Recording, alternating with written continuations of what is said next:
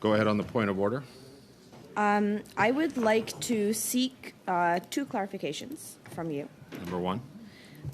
With respect to a status update on Twitter documents and at some point in today's meeting, Okay. but also with respect to how do you decide who gets recognized in this committee? I have had my hand raised on multiple occasions, and I know that I've been the first person to have raised my hand on meeting after meeting after meeting, and yet you don't recognize me. I'm just wondering, can we count on your nonpartisanship as, Yes, you as chair can, of this you committee? can, I'm not done Ms. talking, Khalid. Mr. Chair. You can, Ms. Khalid. I've recognized Mr. Barrett to start because his The hand was meeting up. hasn't. No, It did. As soon as the gavel dropped, you can challenge me if you like. Challenge me. That's absolutely fine. I've got Mr. Barrett followed by Mr. Villemure. Go ahead, Mr. Barrett. Please, you have the floor. Chair, I'm going to move a motion in regards to Minister Randy Boissonnault's involvement in global health imports and the firm's contracts with the Government of Canada. The committee called the following witnesses: Shauna Parker and Felix Papineau of Global Health Imports, Minister Randy Boissonnault, and Melvina Gowie. I've sent that to the clerk in both official languages, Chair, and I'd like to speak to the motion. Okay, the motion is in order. Madam Clerk, have you shared that motion with members of the committee? It'll be coming around in a second. Mr. Barrett, you said you'd like to speak to the motion. Go ahead, sir. Chair, it's a bit like Groundhog Day when it comes to this scandal with Randy Boissonnault, and it continues to both get headlines but concern Canadians. And with respect to our obligation and our mandate under the Conflict of Interest Act and the obligations of that minister to abide by it. And we've had appearances at this committee by the minister, by his business partners, and the minister claimed that he was not the person in question, that it was another Randy, that it wasn't him. But we have now new text messages or WhatsApp messages that are from Stephen Anderson from 2022. Say, I just updated Felix and Randy, and we've got another. I won't tell Shauna and Felix and Randy yet. Now, while Mr. Anderson, the business partner, the 50% business partner with Justin Trudeau's minister from Edmonton, Randy Boissonnault, he claimed it was an autocorrect. 9 times.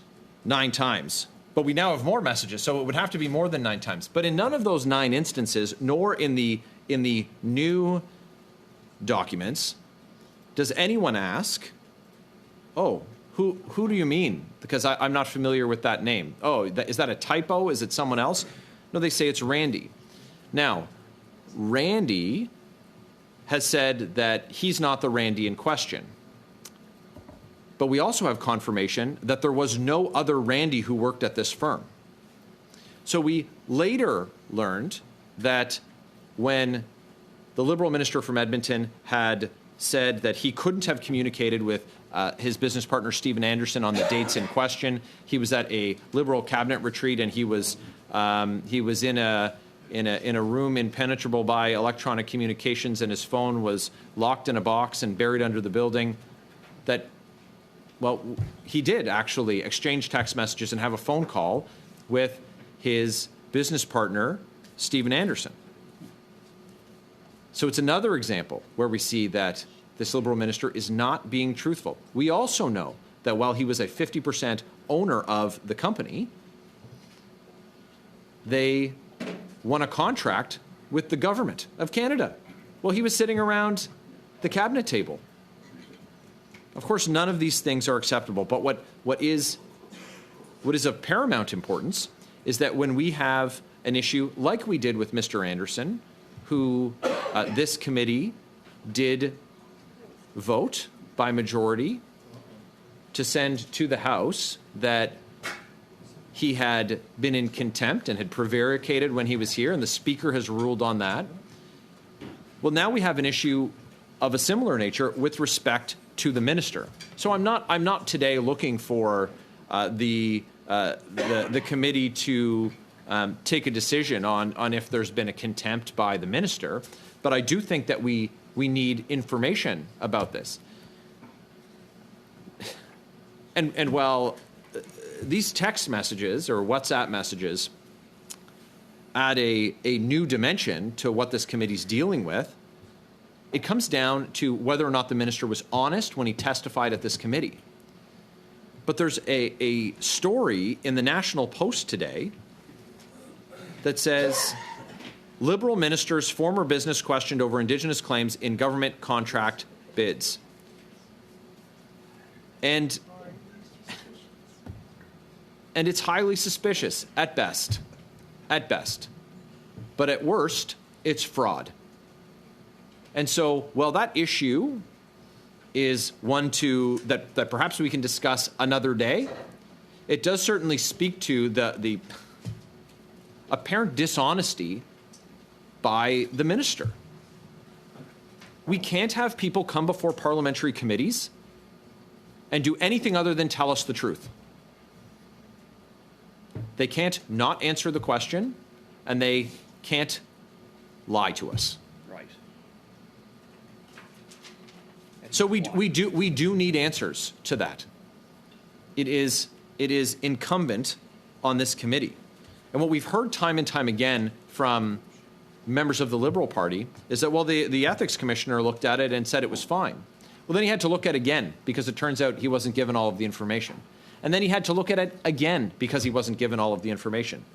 I think that he's going to find himself surprised that he was again deprived of all of the information. But that's for the ethics commissioner to decide. He can take his own, he can take his decisions about what he would like to do. But this committee is solely responsible for whether or not we permit people to come before this committee and lie.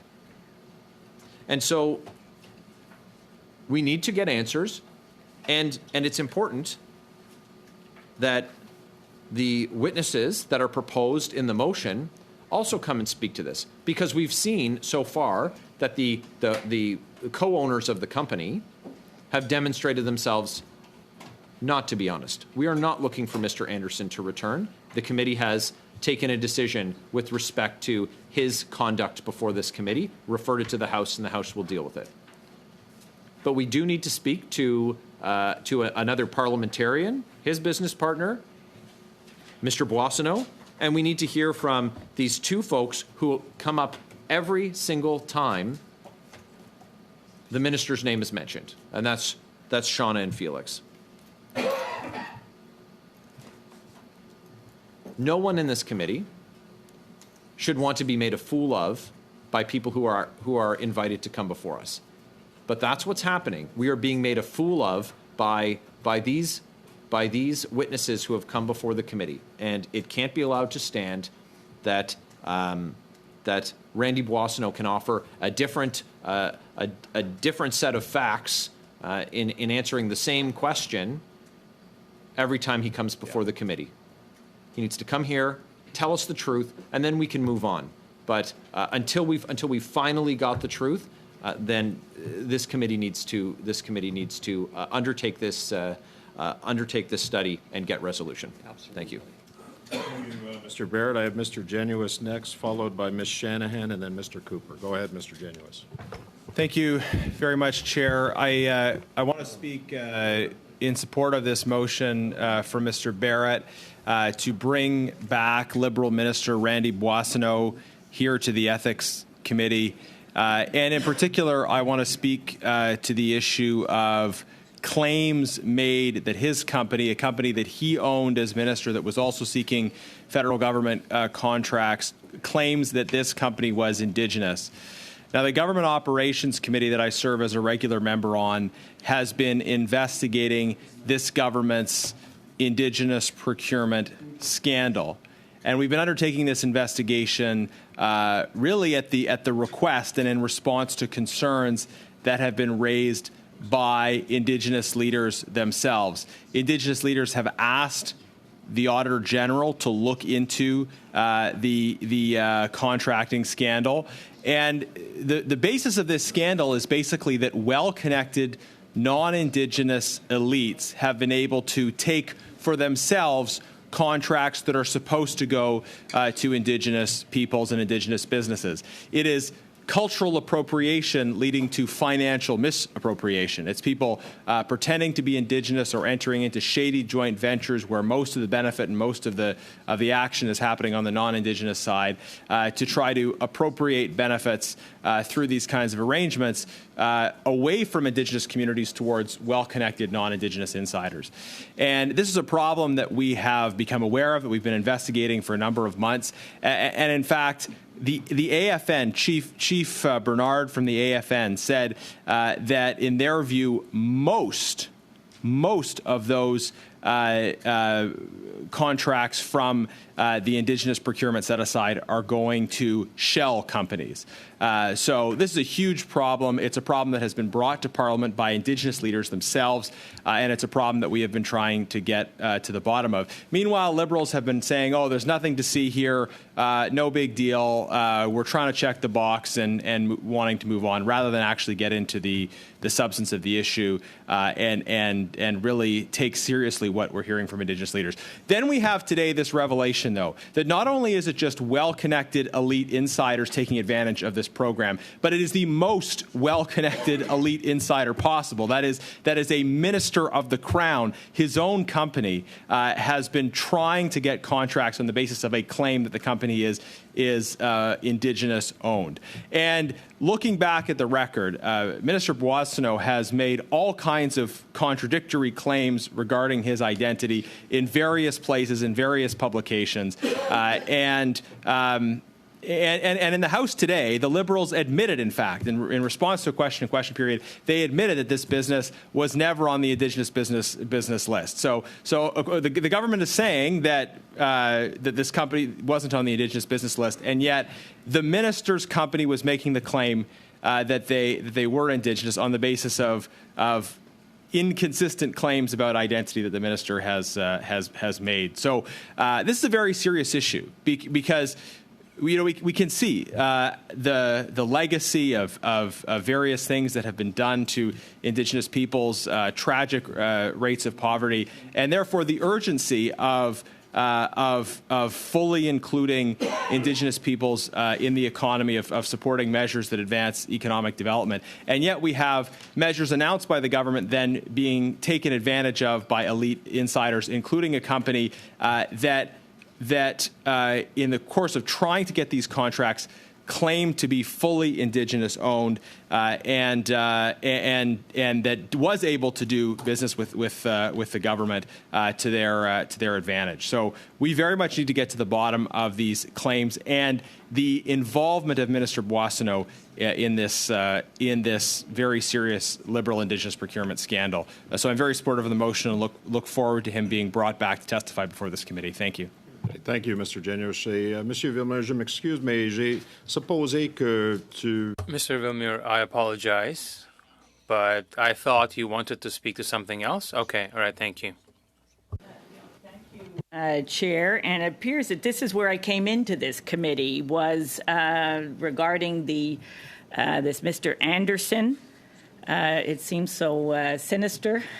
This Mr. Anderson, who apparently has been playing fast and loose with using the name of Minister Boissonnault in his business dealings, on a multiple of occasions. And I seem to remember that when I came in, I think we were seeing the ethics commissioner for something like the third time, apparently, where we were questioning the ethics commissioner regarding these texts. And the commissioner had reiterated how he had conducted his investigation, and he was very clear about how he goes about his work. He's an independent officer of Parliament. He obviously takes this very seriously. It's the credibility of not only himself, but that institution, that role. that is coming under question when members of parliament, particularly members of the official opposition, when they don't get what they want, that they repeatedly are calling for further investigations and questioning. Indeed, the report that the Commissioner of Conflict of Interest and Ethics had put forth to us. So it's, and indeed, the Minister Boissonnault had provided those text messages. I remember looking at them and saying, like, okay, what is this? This is like just, it was a banal thing about some kind of telecom thing or something, you know, to check back, the sort of routine thing that when you leave a place of work, somebody's looking for you, looking for a contact. And so he said, no, I'm not involved in this anymore. And please contact the person that is handling this business. So it's, you know, this kind of mishmash of bits and pieces of text messages and WhatsApp messages and so on that actually showed that the minister had nothing to do with the business dealings of this Mr. Anderson. But this Mr. Anderson certainly demonstrated, from what I understand, now I wasn't there for his testimony, but I'm sure that colleagues here will fill us in, was very free and easy, apparently, with using the name of the minister. And from what I'm told about the character and conduct of that person, it certainly appears that he was doing it for his own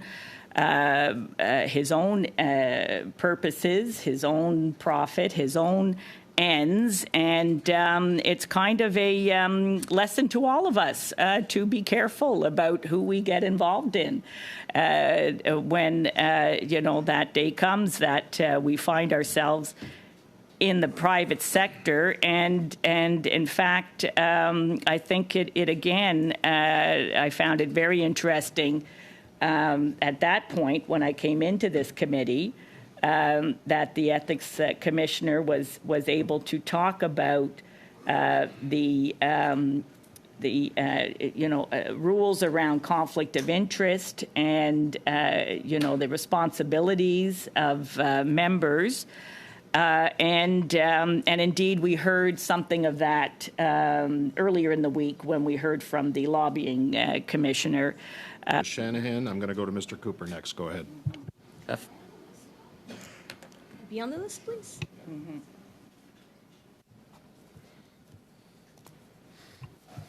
Thank you, Mr. Chair. Ms. Shanahan alleged that Conservatives are bringing forward frivolous ethics complaints. I would remind Ms. Shanahan, through you, Mr. Chair, of the litany of guilty findings by the Ethics Commissioner with respect to key figures in this government. We have the Prime Minister, who was found guilty of violating the Conflict of Interest Act, not once, but twice. The first Prime Minister in Canadian history to be found guilty of breaking the Conflict of Interest Act. How about the current Minister of Public Safety, Dominic LeBlanc, guilty of contravening the Conflict of Interest Act? And then there's the Trade Minister, Mary Ying, guilty of violating the Conflict of Interest Act. And remember Bill Morneau, the former finance minister under Justin Trudeau, guilty of violating the Conflict of Interest Act, I think twice in his case. And then there's the Prime Minister's former parliamentary secretary, guilty of contravening the Conflict of Interest Act. What we have, Mr. Chair, is a pattern of conflict and corruption in this government that goes right to the top, right to the Prime Minister. Serial lawbreakers. A bunch of serial lawbreakers. Indeed, the Prime Minister, their leader, is probably the biggest lawbreaker amongst them. Now, with respect to the motion that has been put forward by Mr. Barrett. The central question that must be answered is, who's Randy? And where is Randy, by the way? Where is he? In the face, he seems to be in hiding in the face of today's report in the National Post that he fraudulently represented that his company was Indigenous owned to secure millions of dollars of federal contracts. So where is he? It would be nice if he could show his face. But we have an affidavit that was filed on November 5th that we now have a copy of, and contained within the affidavit are a series of exhibits that include new text messages that cast further doubt about the minister's truthfulness when he came before this committee. And I think it's important to look at the track record of this minister when it comes to telling the truth and when it comes to being forthcoming. This is a minister who came to this committee in June and was adamant that he wasn't the Randy in the text messages. But of course, the Gowie group believed at all times that the Randy in the text messages was the Minister of Employment. Stephen Anderson was asked by Global News, who is the Randy in the text messages?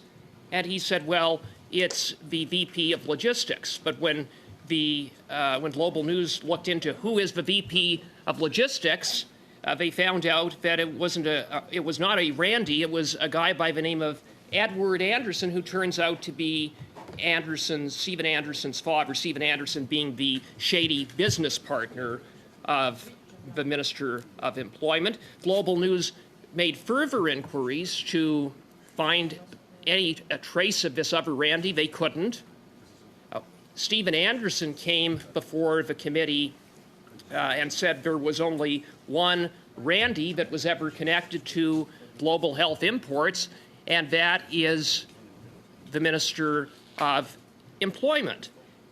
And not to mention the fact that in the original text messages that were discovered, the Randy is referenced in the context of being a partner. Well, it turns out that the Minister of Employment was a partner with Stephen Anderson up until he was elected in 2021, and at the time of the text messages, the minister had a 50% ownership stake in the company in Global Health Imports. So in the face of all of that, without any trace of another Randy, without any credible explanation of who this other Randy could be, there is really only one conclusion that can be drawn to the question of who's Randy, and that is that Randy is the Minister of Employment, the minister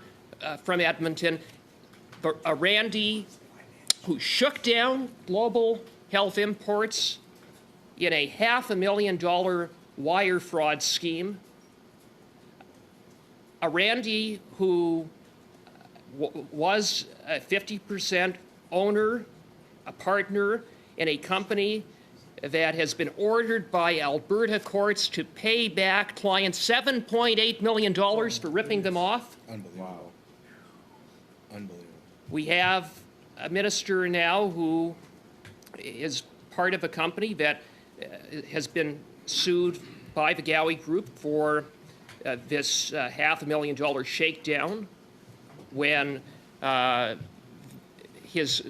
Global Health Imports failed to deliver the PPE that they had ordered pursuant to the contract that they had entered into.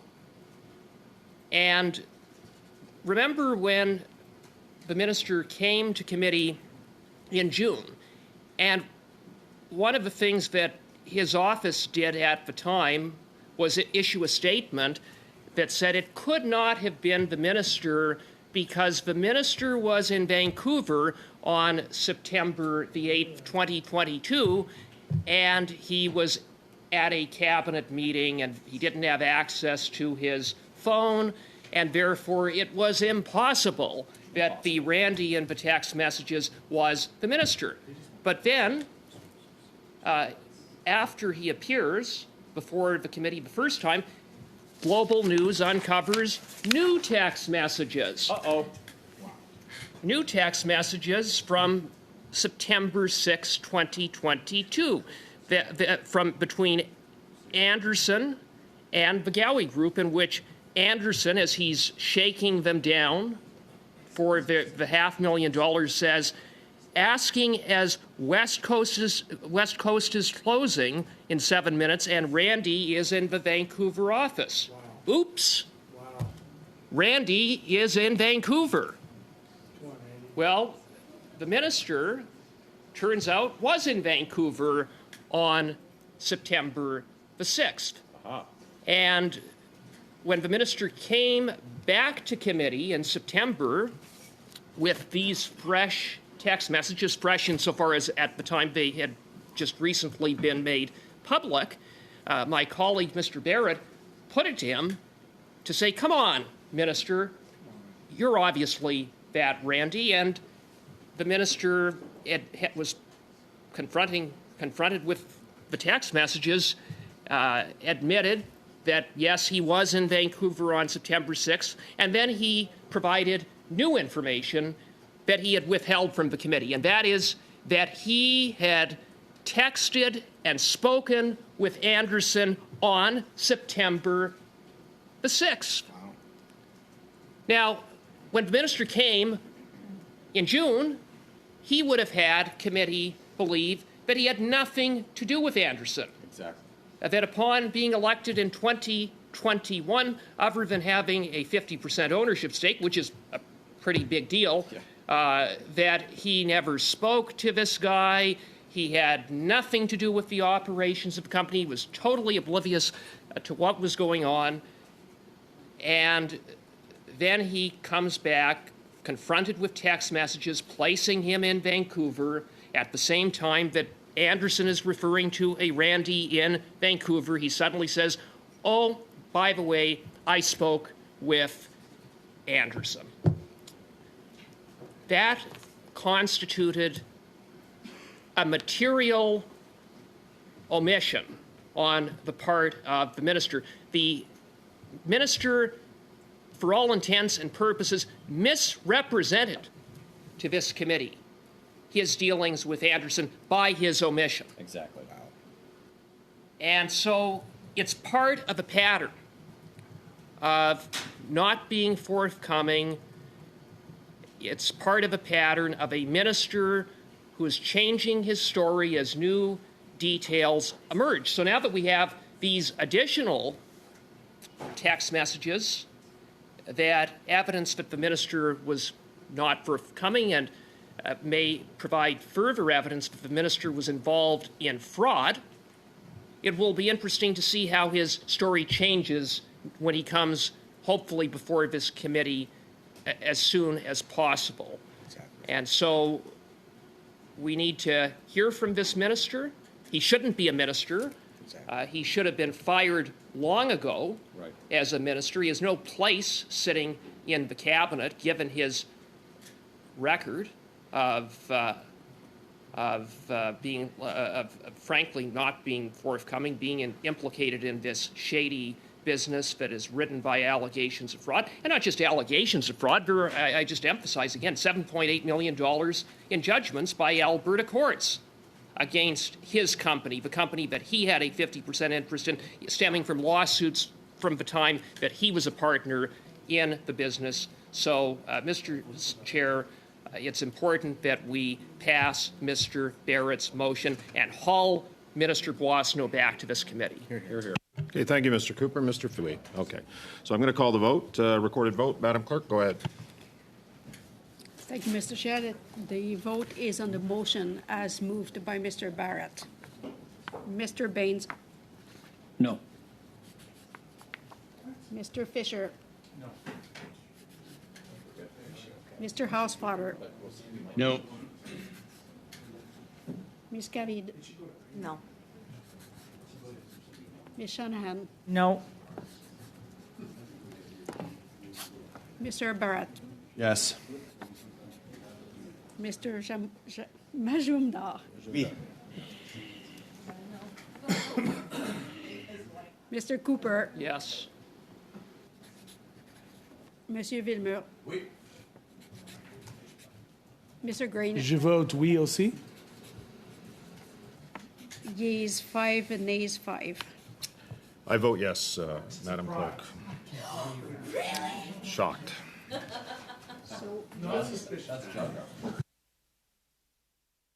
So the motion passed by Mr. Barrett carries